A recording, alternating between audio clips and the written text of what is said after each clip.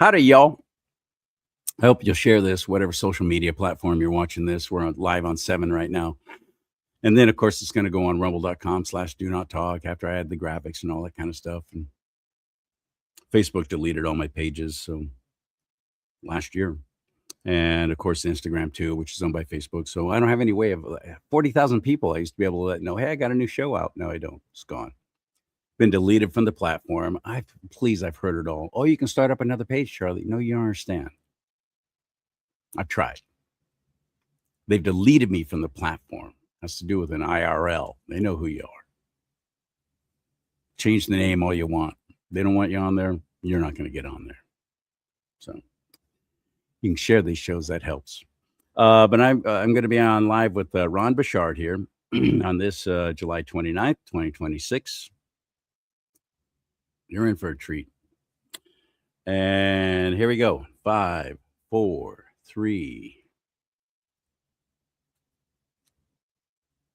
I love smart people. I've got a high IQ. My dad was a genius. My mom, not so much. Kind of shallowed out the gene pool. So it's just fact. It's just fact. So my brother and I were right about the 130, 135 IQ range. So we're not genius, but we're smarter than average. But I don't have the learning. I haven't been to college. I didn't make it even through junior college. Got halfway through and I got my first professional job in radio and television. And I went, well, that's what I was going to school for, was learn how to do something else besides bucking hay 3 times a day and feeding the cattle. I'm just a good old boy from Bakersfield. But I've got a whole career, a whole life of having fun, party kind of life. Got saved when I was 31. That definitely changed the direction. It was a absolute paradigm, that shift, 180. Because I was living like a rock star. I was making myself God. I was living to please myself. It's what you do when you don't have the Lord and you're doing everything for you. Just made yourself God, haven't you? Which ultimately means you're working against Christ Jesus. And you're doing your father's work, the devil, just as quickly as possible, for his time is short, until you give your life to Christ and actually follow him. Words are easy. Picking up your cross every day, dying to self daily, like Paul wrote. Different story. Worth it. Retirement package is fantastic. Best in the universe. Not going to get any better than that retirement package. So it's a blessing just to get to be able to do these shows and introduce you to people like my guest today, Ron BOUCHARD. My friend Simone Anderson introduced me to him. And also I think Johanna out in New York told me about Ron. Oh, you got to have Ron on. People don't have Ron on. And that's what I do on my show. It's called Do Not Talk, because I talk about 2 things you're never supposed to talk about: politics and religion. And I talk to people that everyone else doesn't want to talk to. Or even people in my own party tell me, don't talk to those people.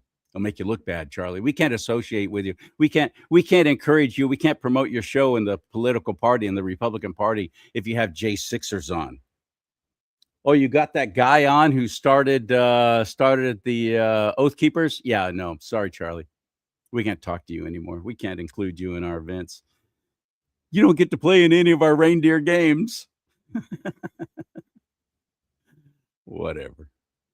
I'm going to keep bringing people like Ron BOUCHARD to you. And you can help, if you don't mind, 2 things. You can like this show, hit that like button, and that helps with the algorithms. And then the platform, wherever you're watching this, will go, hey, Charlie's got a little attention there. And we're going to promote him because we want more people watching rumble.com.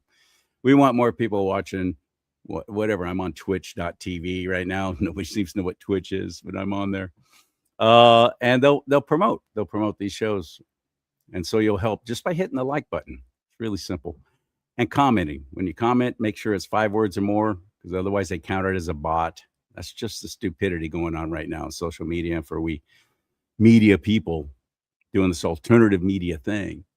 So just a like and a comment really goes a long way. Thank you very much for your support through my website. That's the other thing I want to ask you to do. Let's go there and buy yourself one of these mugs. Let's talk about politics and religion. Come on. I got hats. I got shirts. Sounds to be my favorite hat right now. Hope is right about everything. I got all kinds of stuff there, but you won't know unless you go charliesimons.com right there. charliesimons.com, CHERLEE, because my name's Charles Lee. SIMONS.com, charliesimons.com. You can give there too if you can. Help, please. Buy me some coffee. Buy me a tank of gas. California, that's about $100 now. That'd be nice. Thank you. All right. Enough of that. Let's get on with the show. Ron BOUCHARD on Do Not Talk. He's back, and I'm glad of it. You're going to enjoy this. Ready? Hit it.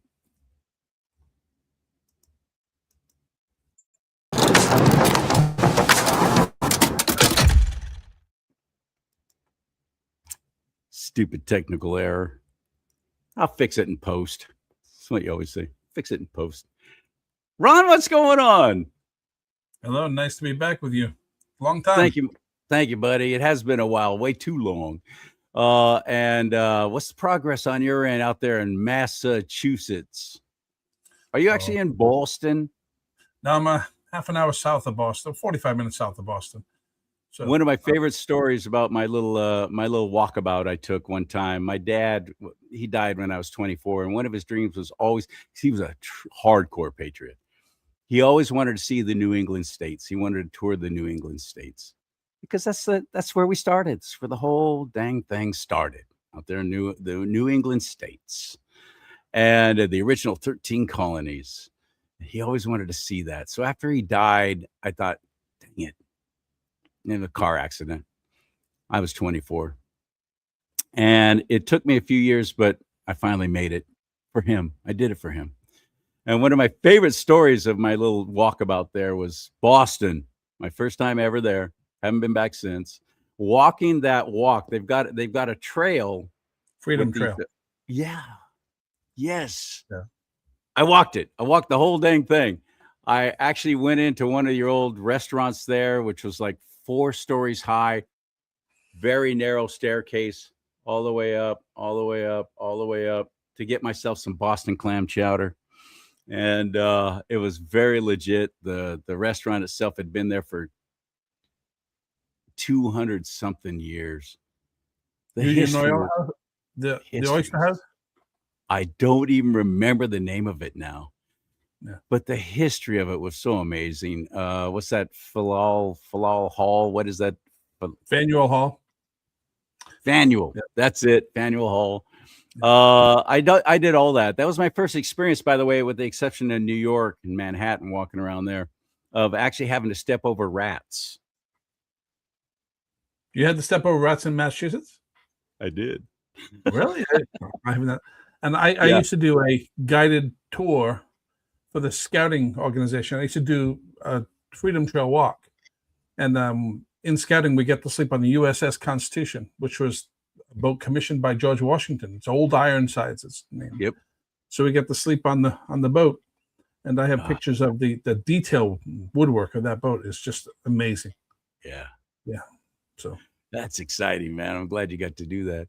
But just the history, if you ever get to go to the New England states, do it. The only one I missed was Maine. So I got to go back. Got to see Maine. The work you're doing is extraordinary, and nobody seems to know about it.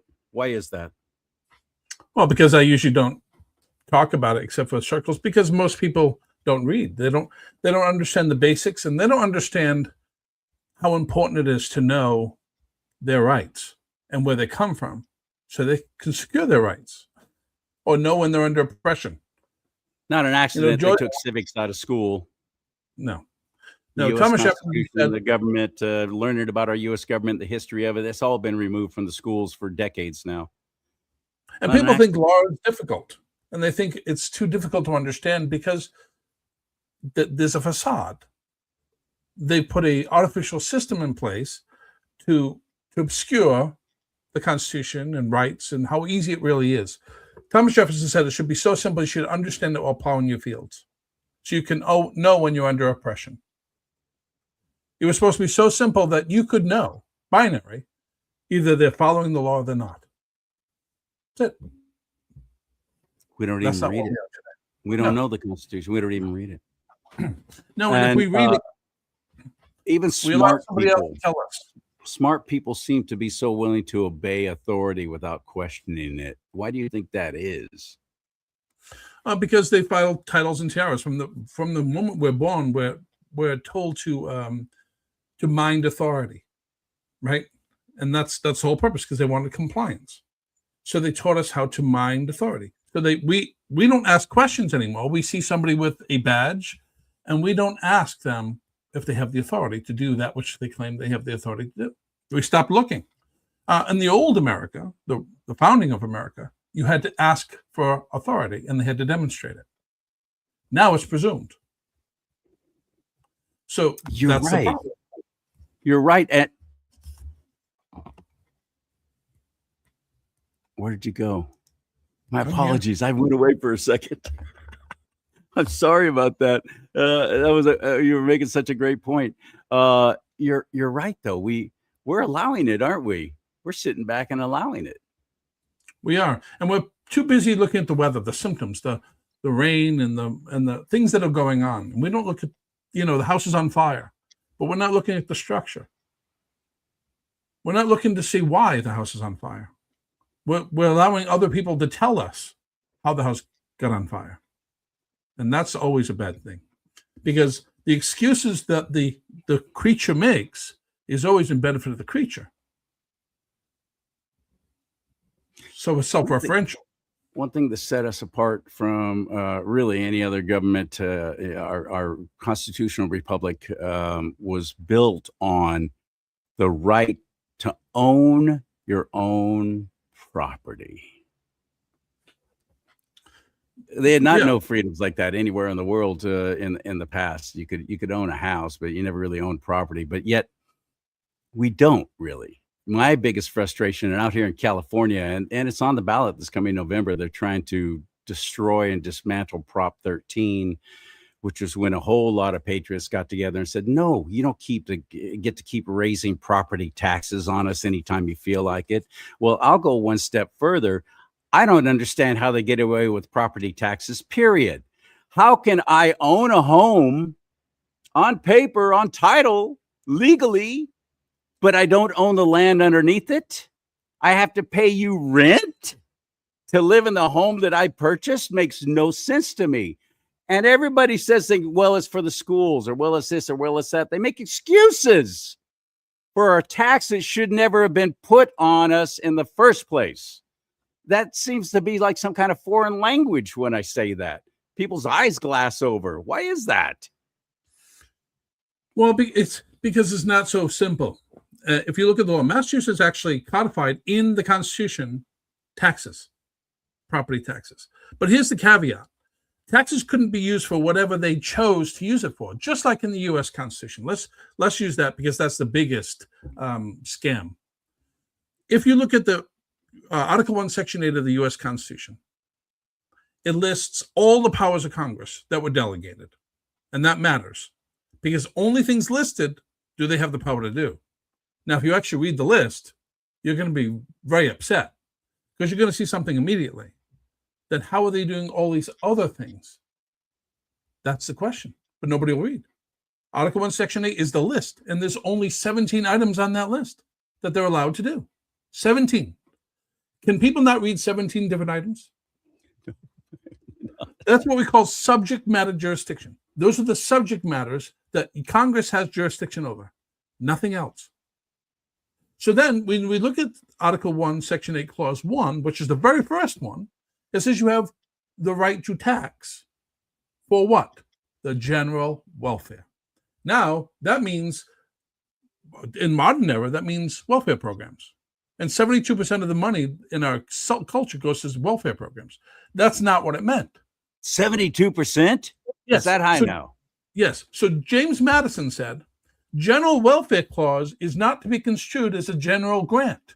All it means is for the production of number 2 through number 17.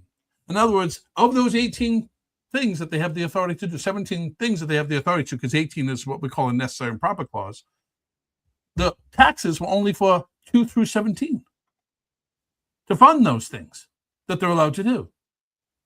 That's it. General welfare. generally. Just like the U.S. government has general jurisdiction over things that we share in common as a state, as all the states. Because we didn't want to have 50 different currencies. So we have one currency under the general control of the U.S. government. But they screwed that up too, but that's another story. So they only have 17 different powers. That's it.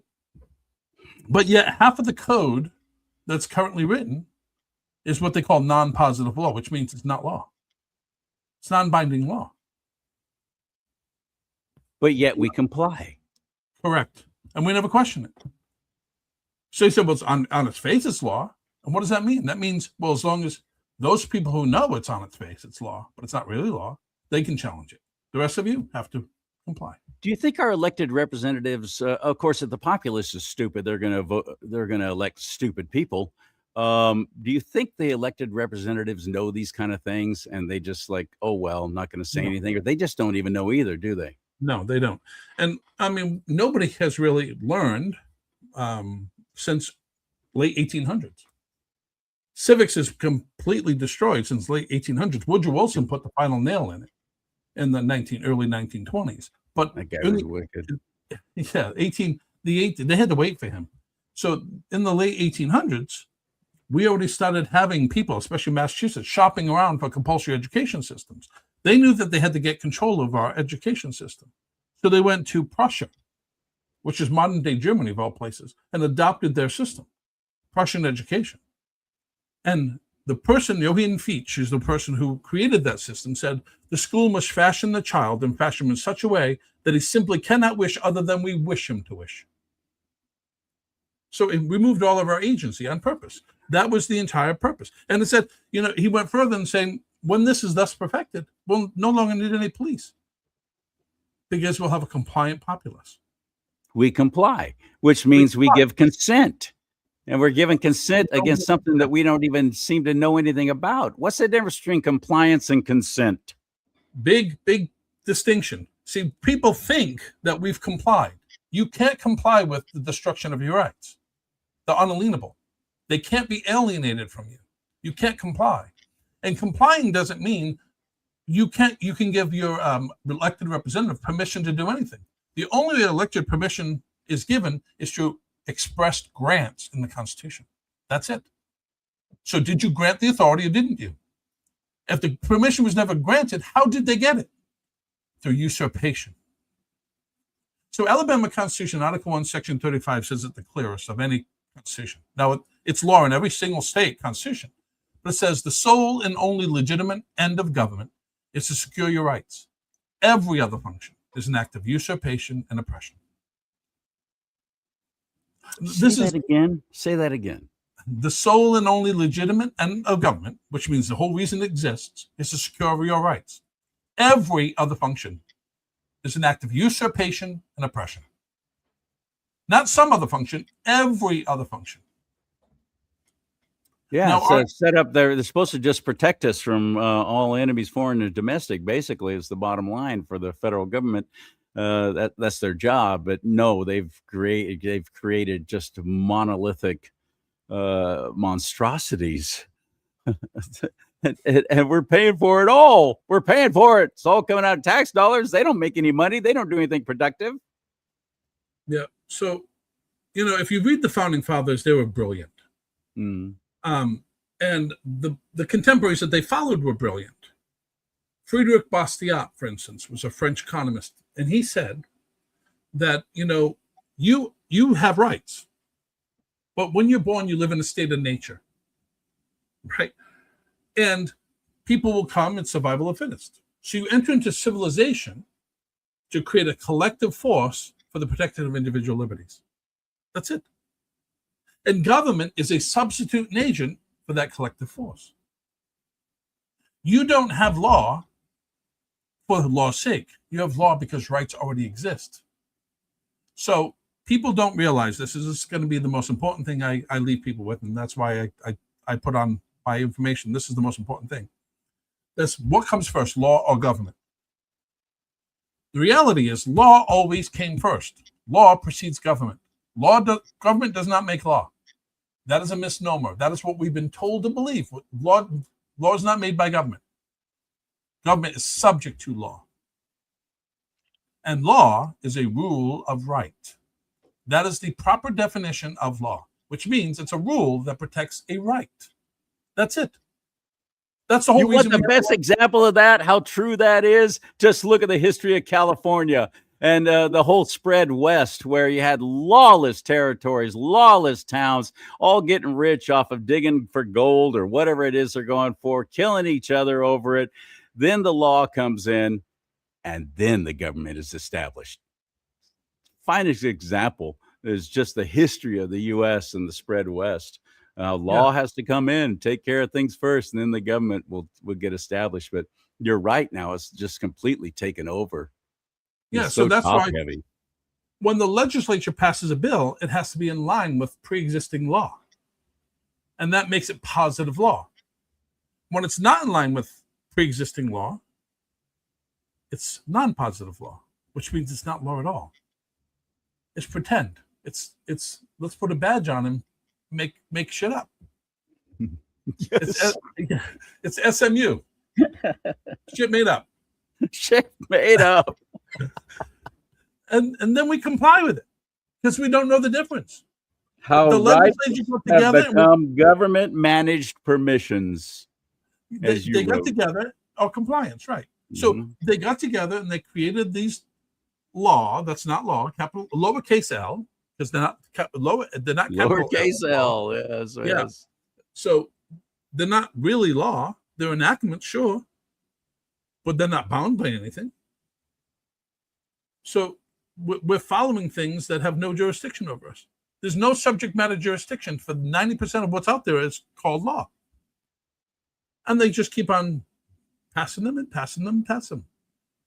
And the people and one on top of another, and these little representatives create laws to pad the other law, and you got 28 things all incorporating and enforcing the same damn law, and it's just so ridiculous. Also, they can protect their phony baloney jobs and go, look, I'm doing something.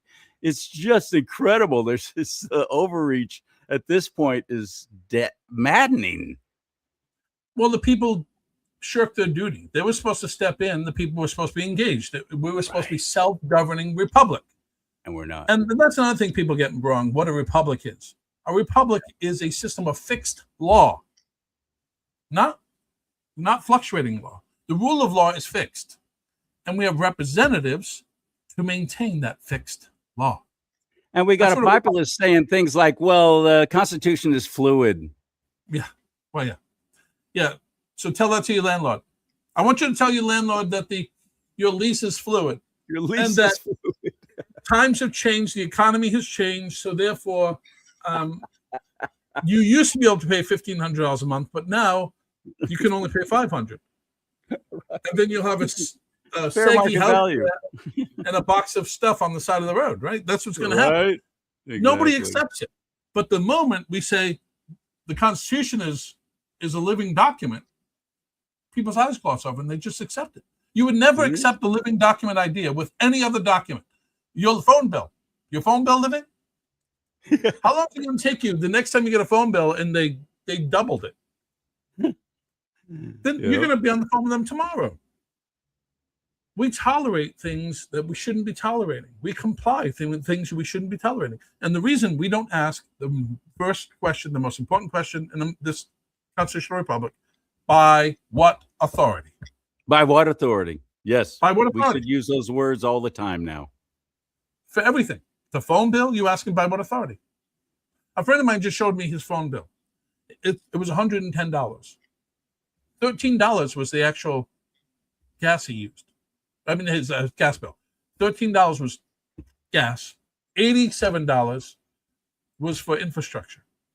And the rest... The power bill. I thought you said phone bill. Power bill. Okay, got it.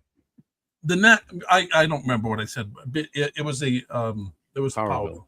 Yeah. And so then he gets the next. That's not fluid. To give to somebody else. So he pays more in the bill to give to somebody else in charity, forced. Yep. Then they pay for infrastructure, and he only used $13.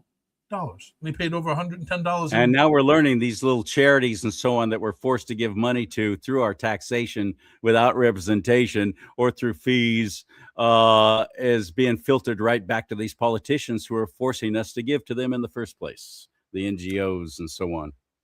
And I think that's why people get mad with the taxes. I mean, we want police departments, we want protection, we want fire departments. If that was all that they were charging for, we wouldn't be griping. But the reality is they're not charging for those things. They're giving them to NGOs. They're giving them to things that the Constitution forbids. Right. So in Massachusetts, the Constitution prohibits giving any money to illegal aliens. It's not, I didn't write it. 1780, it says so. And yet, they gave money to illegal aliens.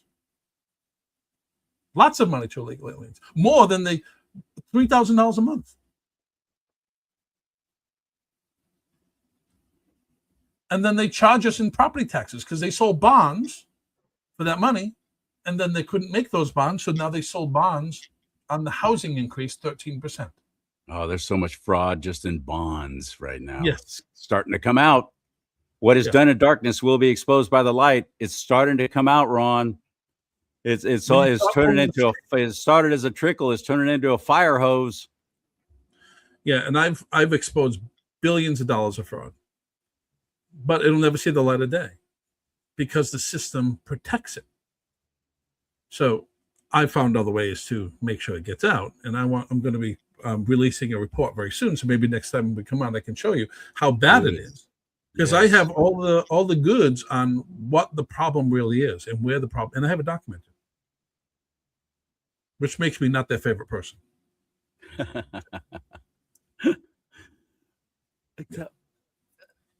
There's something that's happening now in tyrannical deep state, because thank God for President Trump and what he's trying to do, and I pray that he is successful. But in the deep state, there's so much tyranny, and they're now bringing law enforcement by taking away everybody's freedoms. The flock cameras come to mind. Thousands of them put up now, spying on every single thing we do, where the innocent are being protected. And I think it was in Massachusetts, they're proposing that because of the, Sweden, the child abductions that are going on, instead of going after the gangs that are doing this, and the kidnapping of children to put into slavery, or to you have to pay a ransom to get your kid back. That kind of stuff's happening. It's rampant in Sweden. They want to put ankle monitors on the children. So it's to take away freedoms and freedom of movement, all under the guise of, well, it's for your own good and it's to protect you. That's what a tyrannical government does. Or just like lock up all the healthy people during COVID. Lock up all the healthy. With the first time in history that the healthy people were the one who quarantined, and we call that normal. We didn't bat an eye. We call it protection. The founding fathers warned against this. When you actually look for safety instead of liberty, you deserve neither.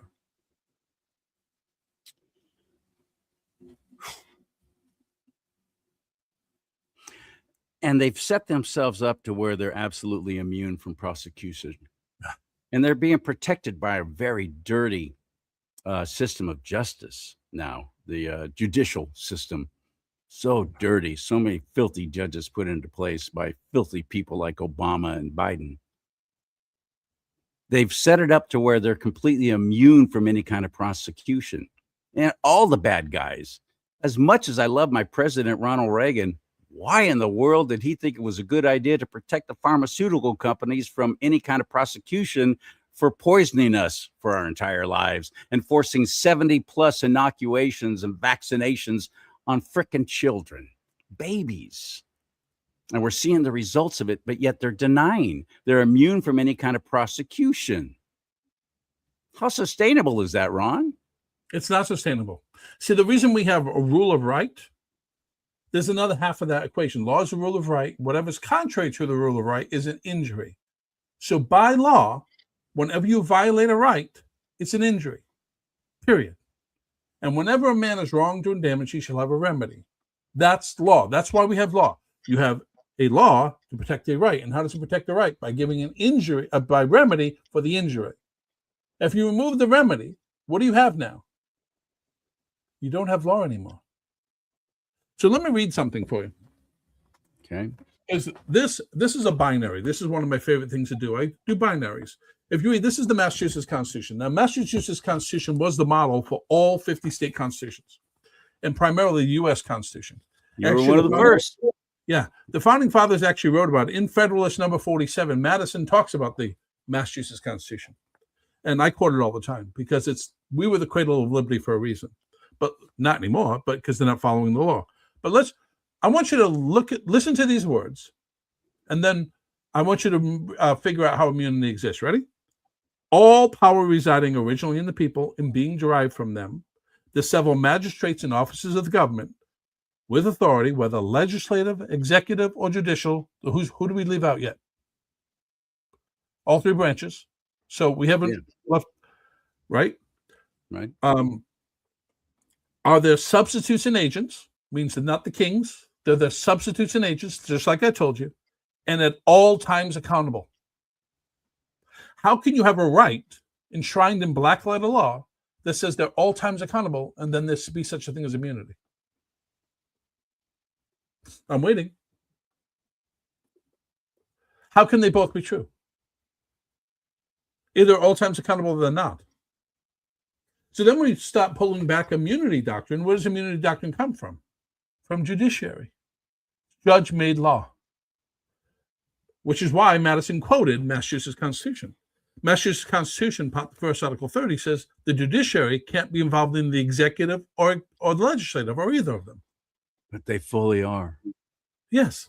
And Hamilton in Federalist 78 says the court is the weakest of branches because it has no force, no will, merely judgment. They cannot even make law. They can't make law. But yet the media and everyone else has given them such extraordinary power. Well, the Supreme Court said that abortion is legal in 1973. Well, no, that's not what they said. But everybody implied it, that's what it meant. And look what's happened to our nation. Thank God they rescinded that. But look how long it took. And to what end? There's more abortions now than there were ever before. It's all gone back to the states, which is where it should have been from the very beginning. Why are courts usurping this so much? It all depends on who you appoint and who you've elected as president to appoint. But the problem for them is, even if you say it's for the states have to follow the law, and the law already outright bans abortion. But nobody knows where the law comes from. So it says a child is to be treated in the womb as if he's already born. That's the law. That's the law, that capital L, that came before the government. So you have to treat a child with full set of rights as if they're already born. The Bible doesn't say marries with fetal cells. It said marries with child. Right? They're already a child. Good point. Oh, that's a good point. I've never heard anybody put it quite that way. I like that. So the law, natural law, already exists. Now try to go and abort a wolf's baby. Go ahead, do it. Oh yeah. See what state of nature will do to you if you try to abort them. Mm-hmm. It won't work. And abortion, by the way, is not even. It's a medical procedure. But when it's not a medical procedure, it's couching something that it's actually being done. What is the medical procedure doing? Murdering life. Ending life. So and is that allowed? No, we don't allow that anywhere else. But when we call it a baby, we just call it abortion. The law doesn't allow it. But lawless legislatures ignore the law. And do I have the right to abort a baby? On my own? Do I have a right to kill? No. Then how can I delegate that authority to government? Because all power is delegated to government. All. Thomas Paine said there are two types of powers. There's delegated power and assumed power. All delegated power is trust. All assumed power is usurpation. There are no other standards. There's those two. That's it. So it's either delegated or it's not. I can't delegate something I do not have. How did I give government something I can't do myself? I can't. So much of this, I blame the media, which I've been a part of my entire life. And the Holy Spirit revealed to me the 101st time that I read that scripture about the devil is the prince of the power of the air. That never made any sense to me until the Holy Spirit, I know it was the Holy Spirit, revealed it to me. That what goes through the air, Charlie? What do? Broadcast, satellite, any kind of information, any kind of television, radio, all of it, even cable, satellite, all goes through the air. The devil rules it. And we're so easily swayed. People who are common sense Christians, believers in Christ Jesus, not necessarily followers, but at least believers, who are making excuses for abortion, the murder of a child. Well, it's a woman's right to choose. I can't tell her what to do with her own body. You can let her do what she wants with somebody else's body? You don't have a problem with that? It's insane how weak we have become and how afraid we are even to speak out against such atrocities, such genocide. What has happened to us? I blame the media, man. I blame so much on the media. That's because our nation was founded on Christian values. You can't separate Christianity from our law. It's not possible. And people don't know that. So when you start getting away from religion, when you start getting away from Christianity, not so much religion, but the faith, you get away from law. That's why the Founding Fathers says it's only good for a moral Christian foundation. It's not good for anything else. It's just a piece of paper. Otherwise, the Constitution doesn't enforce itself. So you need a moral Christian foundation of people for law to be protected of your rights. Right. Otherwise, we live in a state of nature, right? Or a state of slavery. Animalistic. Right. Other nations always lived in a state of slavery. They had a ruler, and they had to do what the ruler said. They didn't even live in a state of nature. They live in a state of slavery. They were told what to do, when to do it, and what to think and how to think. And arbitrary power is the very nature of slavery. When government exercises power it was never given over you in contravention of your rights, it is slavery. That's what it is. But the other side always picks on slavery, right? It's a big deal. We're still trying to pay for those sins. I agree with it. But why are we allowing it today? We're the only nation that actually fought against it, so much Correct. so that, over 500,000 died fighting to end it. We're the only nation that did that. So stop bringing that up and stop throwing that in our faces. Sure, there was a time in the beginning, but it was accepted all over the world. It was just an accepted practice until this nation was established, one nation under God, on biblical principles, that we, the people, started questioning, why is this still going on? Why are we doing this? Pastors started speaking out against it, started bringing it up, going, this is wrong what we're doing. This has got to end. So much so that it came to a head and we were killing each other over it. And then I'm supposed to pay reparations, living in California, a state that never actually had slavery.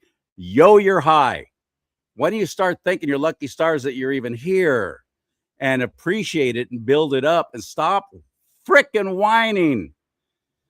Because it's a means to divide. Now, nobody is familiar with the original draft of the Declaration of Independence, which had the 28th grievance, which shows Thomas Jefferson himself complaining about the king forcing slavery on the colonies. But nobody reads that because that would completely destroy all of the weaponry they've been using against the Founding Fathers all these years.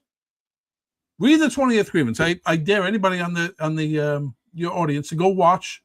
I'll go find the 28th grievance of the Declaration of Independence and read it for yourself. Now, there was a debate. Why does the Declaration of Independence say life, liberty, and pursuit of happiness, not life, liberty, and property? Why? Because property at the time was people were considered property, and they didn't want to codify that. So they changed it to pursuit of happiness. Interesting. It was conscious. It was a debate between Thomas Jefferson and Ben Franklin. They had a long talk about this. But let's believe what we're told about our founding fathers. Let's believe, because they owned them. Of course they owned them. And the king didn't allow them not to own them. Right. So we need to read, but nobody will read. Nobody will read Massachusetts Constitution, say at all times accountable, and then ask, well, how do you have immunity doctrines? And then there's an immunity doctrine called sovereign immunity, which is the most egregious, because the people are the sovereign. All power comes from the people. And then what they'll do is they'll disparage you, saying, well, you're a sovereign citizen. No, I'm not a sovereign citizen, but that term, I am sovereign. The people as a whole are sovereign. And the reason they don't like that is because they have inverted that. So now they say that they have sovereign immunity. How can the creature of the people have sovereign immunity? How do they become sovereign? It's an impossibility. They're not sovereign. They're the creature. And we have Van Horn-Lessee versus Doran, 1795, which is a Supreme Court ruling when the Supreme Court was doing what the Supreme Court was supposed to do, that even said so. The people are the creator, the government's the creature, and the Constitution is the sun that it revolves around. The creature revolves around. It's one of the best cases. Love it. Van Horn-Lessee versus Dorrance. When you had patriots actually in Supreme Court. And we have some today. If you read Gorsuch in Thomas's writings, they're actually quoting things from our founding era. Yes, thank God for them, especially Clarence Thomas. Oh my goodness, extraordinary gentleman. Yeah, and he talks about how precedent is an orangutan. I mean, it's a train, and you keep on putting cabooses on the train without finding out who's driving it. And when you get to the front, you find out it's being driven by an orangutan, which means it's not being law. And you keep on attaching cabooses to something that was never tethered in law. Which is what I was saying about the law after law after law after law being passed here in California, all piling on to something that's already there and established. That's self-referential. It gets this is administrative procedure, isn't it? This is administrative procedure instead of substantive justice, as you have also written. Does this apply? Yes, and that's what the very definition of tyranny is. In Federalist 47, the founding fathers wrote that when you collapse all three branches of government into one, it's the very definition of tyranny. So in the executive branch, we have executive agencies that were delegated authority that they can't be delegated, because that would mean the executive agency would have lawmaking authority, which it can't have. So they create regulations, then bind the people to those regulations, which they can't, then enforce those regulations, and then judge violations of those regulations in the same branch. And then after you go through that tyranny, then you can go into the court system. Article 3 court that the Constitution provides. But you have to be oppressed by it first, tyranny first, and then you get maybe justice. But then when you go to the court, you have to go through their procedures that they've created.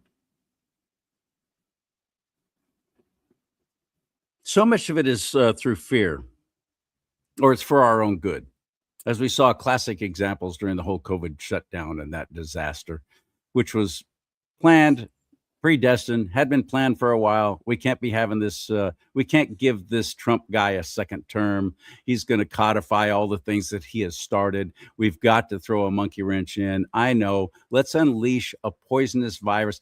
Fauci, right now, brought up in the hearing, has pled the fifth over 100 times now. He's not going to answer anything. But it was all under the guise of, well, it's for your own good. Oh, we got to have you voting by mail because we can't dare take the chance of you showing up at a polling place and getting sick because we care about you. Oh, by the way, we're going to let all the illegals in and none of them are going to be vaccinated, and we're not even going to test them if they have COVID. But you, however, they're liars, they're cheats, they're frauds, but it's all under the guise of fear. And so many of us, no greater way to rule a massive amount of people than through fear. And that's what's been happening. how do we stop that? How do we dismantle that? How do we wake people up? We have an alternative media now, guys like me doing these kind of shows, having people on like Ron, who hopefully you're watching, and you'll share this show and you'll hit that like button to help it grow and help with the algorithms. Hopefully you'll share this with others and not be afraid, not shrink back. But other than that, so much is through fear. That was the whole J6 thing. Oh, we're going to target them. We're going to make them look awful, so these people don't ever do that again. Through fear. False evidence appearing real. And that is the devil's primary weaponry. So prior to me getting involved in law, my expertise was in human behavior. And I wrote a book called Don't Die in a Rowboat. And one of the pieces of Don't Die in a Rowboat is talking about how we're running from sea monsters that aren't chasing us with fear, right? We turn a little octopi into a kraken. So imagine you're in the middle of the ocean. That's right. Yeah. You don't want to go in the middle of the ocean because you don't know what's out there. Right. And fear is that unknown. We don't know what's out there, so we won't do it. And and the government knows that. So they teach us to, they program us to stay in a circle, right? We go round and round a circle, protected, safe. And I call that the social, the currents of social expectation. So we get dragged around the currents of social expectation, and we never go out in the open ocean because of fear. And out in the middle of the open ocean was where all freedom is. But we stay compliant, going round and round in circles, the North Atlantic Gyre, from schools, media, churches, and education, and friends, family, acquaintances, social relatives, and all the program we accumulate keeps us stuck in the loop. And then they tell us, if you go out there, you're going to get hurt. And sure enough, we go out there. One brave soul goes out there and comes back with his tail between his legs. And it's not because he shouldn't go out there. It's because we have not built a strong enough boat. So when you do go out there, you get pummeled, yes, because you're in the middle of the open ocean in a rowboat. And nobody's there behind you cheering you on. Right. And so then it just is a self-referential loop, because now look, see, I told you it was going to happen, so nobody else goes out there. It reduces the number of people who go out there. And that's what J6 was all about. J6 was, look at all these people who did something. Let's demonize them so nobody will ever think about doing that again. And let's make the media talk about it 24/7. And call it insurrection. Though not one person was charged with insurrection. That's really funny. How can you have all this insurrection in the media and the use of insurrection when that's not even what insurrection means? And not one person was charged with insurrection. How can not one person get charged with insurrection if it was insurrection? Can you tell me that? Great question. But nobody's going to ask that question. Nobody's going to read what I had people on in my own party saying, well, if they went into the Capitol building, they broke the law and they're deserving what they get. They shouldn't have done that. That's before they even knew any of the facts that the law enforcement was moving barriers and opening doors and inviting people in. We didn't see that video until it was released, thank God. Finally, Tucker Carlson, before he went the way of I don't know what the heck's happened to that guy. Sad, really. But he posted all that video, and we saw it. We saw it. Them inviting these patriots in who had showed up to say, we don't want this election. Something was wrong. We don't think this should be. We're contesting this election. We don't think that it should go through as if it's legit. It's not. I'm not using the right words right now. I'm sorry. I'm having apparently a senior moment. Can't even think of the words. But it worked. It was effective, wasn't it? And then all these people were arrested just for showing up. Louis Herms, who was on before you, he was there. He said he had the FBI outside of his house monitoring him and watching him. He said this went on for like a year and a half. I have friends who were there. They were scared to death that they were going to get that knock on the door and it was going to be the FBI, or even worse, storming in like they did to Roger Stone and all these other people who were just patriots who were brought up on false charges, like our president brought up on false charges in New York. 34 counts. Well, those 34 counts were all because of each individual check that was written. It was supposedly, allegedly, one misdemeanor, which the Letitia James and all of that lot turned it into a felony. They worked the law. They're doing it. It's administrative rule going against the actual established law. They're just doing what they want at this point. They've gone completely rogue. And the left is in its, I believe right now, in its death knell. Especially out here in California, they see they're dark at the end of the tunnel and they're fighting like crazy now. They're doing what they want at this point. They don't care about the consequences. They're doing everything they can to keep their power. What do you think of the chances that it's going to be made right? Well, we have to understand who we are and what the law is. When we return to the law, all of these things get solved because the law already requires accountability. The law already requires that they can't do all of these things, and the law already has the consequences. Now, most people don't know this. So our entire legal system is based on somebody called William Blackstone. So William Blackstone is the foundation of all our legal system in America. American jurisprudence comes from William Blackstone. Well, we have an American version of William Blackstone called St. George Tucker. And St. George Tucker said, if in a limited government the public functionaries exceed the Constitution, every such act is an act of usurpation, and as such treason against the sovereignty of the people. That is the precise terminology in law. When the government goes outside of their grant, it is treason against the people, period. Full stop, end of story. And when you're doing it for the sake of the government, by the government, for the government, of the government, it's continuity of treason. That's what we're living in. We're living in the government, shielding the government for the sake of the government, not for the sake of what the sole and only legitimate job of the government is. Have we not been programmed to do that?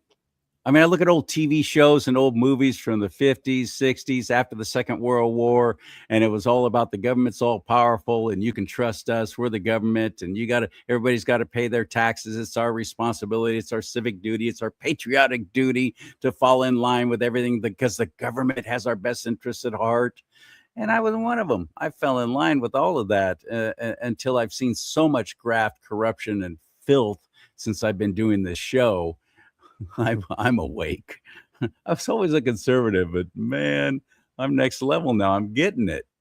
I'm finally getting it, buddy. We've been programmed, and now we got at one point, I think that our U.S. government did have our best interests at heart.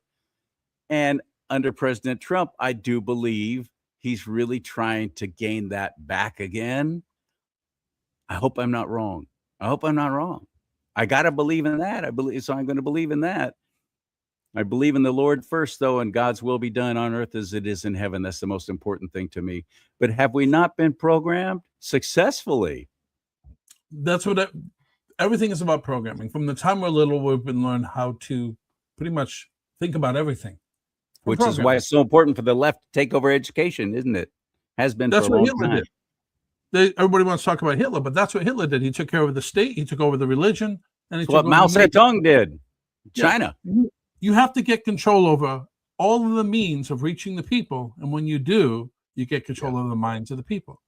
And we have churches, schools, and the media, and then our friends, family, acquaintances, associates, relatives on social media watching the schools, the churches, the media, and it's just a loop of disinformation, programming us. What do you think it says on TV? TV program. Right. Why is it a TV program? Because it's programming you. Right? It's telling you, and I'm watching an Apple TV show called Silo. Very interesting. Because it's about people trapped in a silo, and that what they perceive to be the outside world is filtered through a camera with a filter on it, projected onto a screen. So they never really see what's on the outside. But what they're told on the outside is death and destruction. So nobody's allowed to go outside the silo. And they're not allowed to talk about the history either. So they're not allowed to know what happened prior to 140 years when there was a rebellion. I think I've seen a couple of those episodes. So it's a very interesting. I think I've seen a couple of those shows. The depth of what I understand from understanding the structural creation and blueprint of American jurisprudence, you see all of the parallels, and it's fascinating. So I'm watching it just because I want to see what they're trying to communicate. So it's going to be very interesting. But that's what we're living through. We're living through a false premise or a fiction of reality. That which we believe to be true that has no basis in reality. See, everybody has a perception of reality. And either that perception of reality aligns with objective truth or it doesn't. And 73% of what the average person believes is false. Think about that. If 73% of what you believe is false, and that's how you're guided every single day, how well do you think you're doing? Would you get on a plane? And let me say if I invite you on a plane, I'm going to take you on a plane ride to Hawaii, and you get onto the plane, all expense paid. You get onto the plane, and the pilot says, you hear them over, talking in the cockpit, and he says, 73% of our navigation systems have a virus. Are you sitting on that plane? If they're a good pilot, they don't need a navigation system. They can just follow compass and stars and so on. But I don't know. Free trip to Hawaii. I might chance it. Well, I wouldn't. No way. So if 73% of their systems that guide the plane are in virus mode, I wouldn't get on it. And that's what running most people's lives. 73% of what they believe is false. And it came from these four sociological forces: schools, churches, media, friends, family, acquaintances, relatives. And nobody questions it. No, and because it's the left has so successfully infiltrated schools, government, media, churches. And that's what they did early on in American history. And the founding fathers knew all of this. So the founding fathers warned about this. So then we had, in 1814, they started coming into our nation. War of 1812 is, I don't even want to get into that because that's a huge, huge problem. The War of 1812, and then 1823, we have the influence where they pretty much declared war on our republic, the foreign nations in Europe, because republicanism was spreading into Spain and to Portugal, and they couldn't have that, so they had to stop it. So that's where the Monroe Doctrine came from.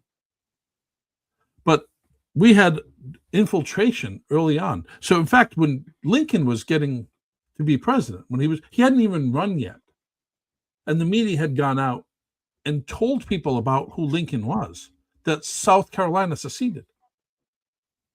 He didn't say a word. Lincoln hadn't even get a campaign speech yet, and they already made up their mind about him. That's the power of the media. Nothing's changed, has it? We haven't gotten smarter.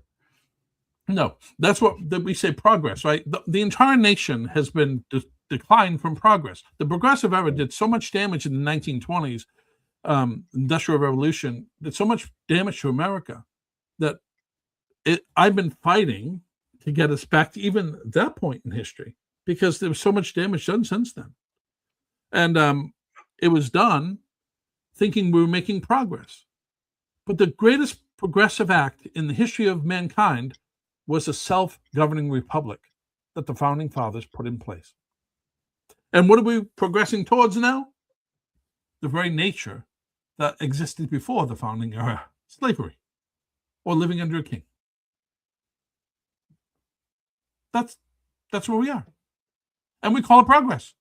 And we think we're enlightened. I wish I were as smart as you. I wish I had your knowledge and education, but I don't. So I talk to people who are at that level, and I appreciate you so much and your boldness for speaking out and taking a chance. You could have just had your nice little cushy teaching job and had a nice little retirement. You could have fallen right in line with everybody, but you haven't, and you don't, and you won't. I pray for you. I pray for your safety. I want you to thrive. I want you to keep going. I want you to be successful. You're not a prognosticator. I'm not going to ask you for a crystal ball. What are your thoughts, though, knowing human nature the way you do? And you and I have one similarity.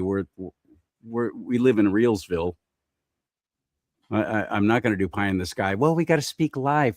I'll tell you what, you go and speak life all you want. I'm going to speak. These are the actual facts, and here's what's going on. Here's what I see about people and know about people and how I think they're going to react.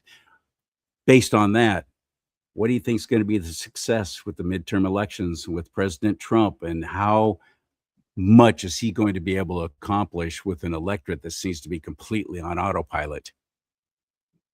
I think there's less people who are unaware than there were before.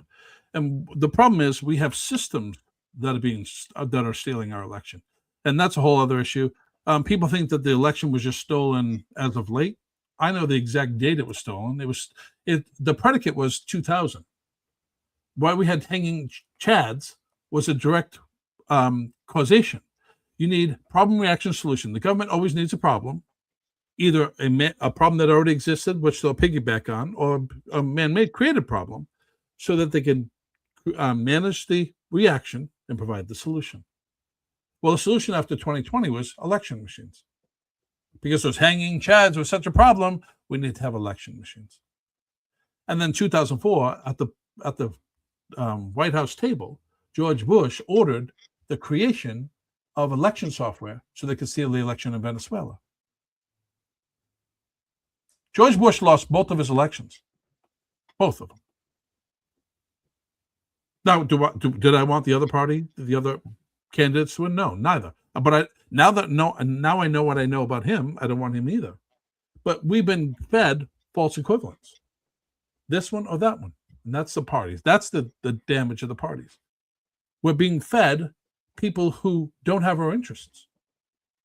We were fed George W. Bush, for heaven's sake. Yeah, that's what I'm talking about. There were all kinds of great candidates who announced they were going to run for president of the United States of America, but then all of a sudden the party itself started telling all of us, oh, no, we're going with this Bush guy. I'm sorry, who? What? Oh, yeah, he owned the Texas Rangers. And that makes him qualified to run the nation because, well, he's the son of George H.W. Bush. And the guy who did not win re-election, only served one term, that guy. Yeah, that's right. That's who we're behind. It's George W. all the way. George or nothing. One of the most evil men. The party put that on us. America was George H. Bush. I mean, people can go look at Project Eagle 2, and they'll be blown away. What is on the record? We have FBI records proving Project Eagle 2, but that's another story for another day. I'm completely versed in all of the Bush hierarchy and what's happened in that family, and pretty much everything that happened since 1776 forward. I was actually writing a book called The Untold Republic about the history of the drift from 1776 to today. And so I've had to examine all of these periods of history.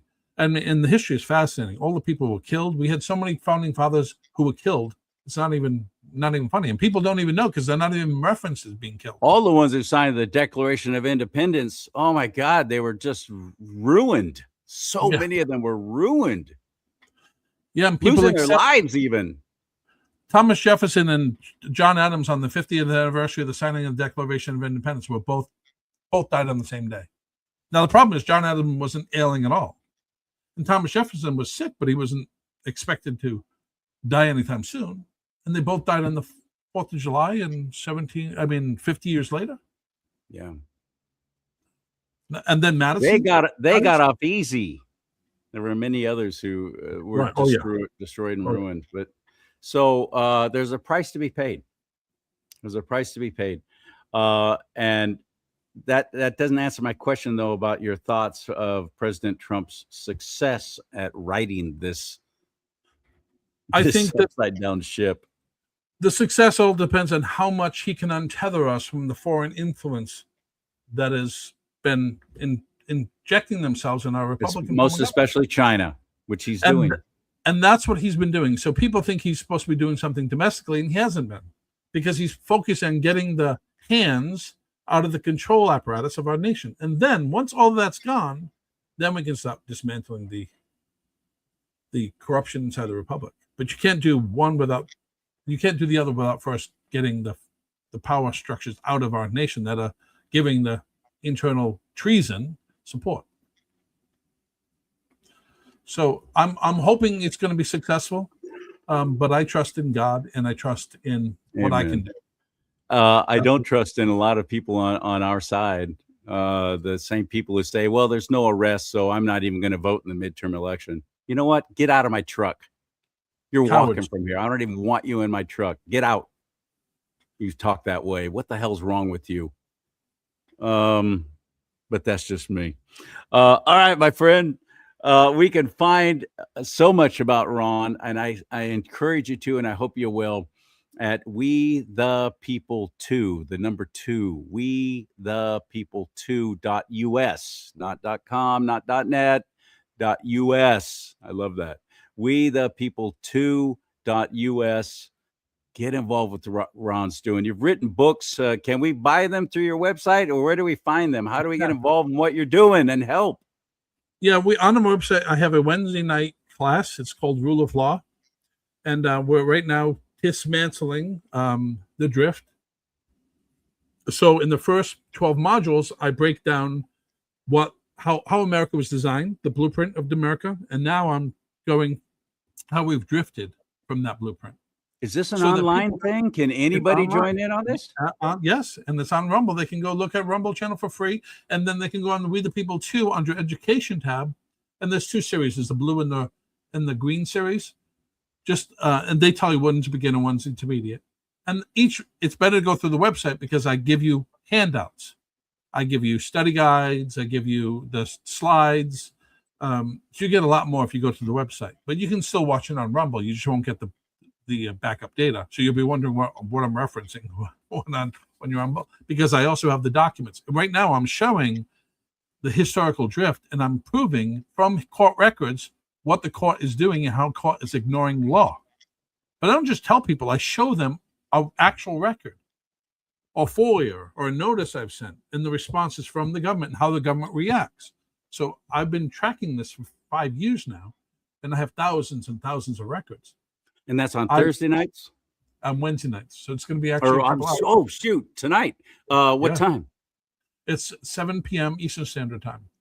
Eastern. Okay. So 4 p.m. here on the West Coast. And what's the Rumble channel? Well, it's We the People 2 Rumble channel. Oh, but okay. The number 2, We the People 2 on Rumble? Yeah. Yeah. Okay.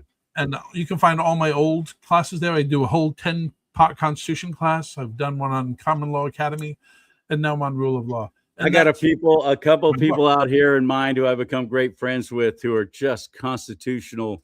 They're hungry for it. They want to know more. They want to study it more. One is Debbie Red Hat. I got to get Debbie watching your show. Class. She's in your class. Yeah. And this is my book, Rule of Law, Nation of Laws, Not of Men. And that's available on Amazon. I wrote that. Plus, I wrote another book on human behavior called Don't Die in a Rowboat. And both of them under the Rule of Law tab on my website. Don't die in the rowboat. Wow. And this book, Rule of Law, is good to read, but then give to one of your public servants. And that's why I wrote it. So it can be easily understood by anyone, especially your public servants. For good old boys from Bakersfield, even we can understand it. Good. Yep. Thank you for that. Ron BOUCHARD, you're a treasure, my friend. I wish you nothing but the best. And I want to get you on a lot sooner than it's been a couple of years, I think. We gotta do this more often. Thank you, my friend. All right. I'll talk to you soon. Man, oh man. Follow through with him and get his books, support his mission. His mission. And yes, he's a follower of Christ Jesus. Yes, he's a strong believer. Treasure people like that. Support them, lift them up, help them. Get involved. Even just an email saying, man, I love what you're doing. Keep going. He's going to keep going anyway, but you just don't understand what an encouragement that is. When I'll get a positive comment or something like that, I love golf, but I don't play it very often. Every time I do it 3-4 times a year, I think, why don't I do this all the time? Because I really enjoy it. Not good at it, but I really enjoy it. And it's that one shot, that one chip, that one drive down the fairway that goes further than anything you've hit in a while that keeps you coming back, makes you think, I'm going to do this again. All right, that was all worth it, that one shot. That's how a positive comment or a note or an email or a phone call, that's the effect it can have on somebody who's just been in the middle of this fight for a while now, like Ron has. Do what you want with that information. May God bless you and keep you. May God bless America. But most importantly, America, bless God.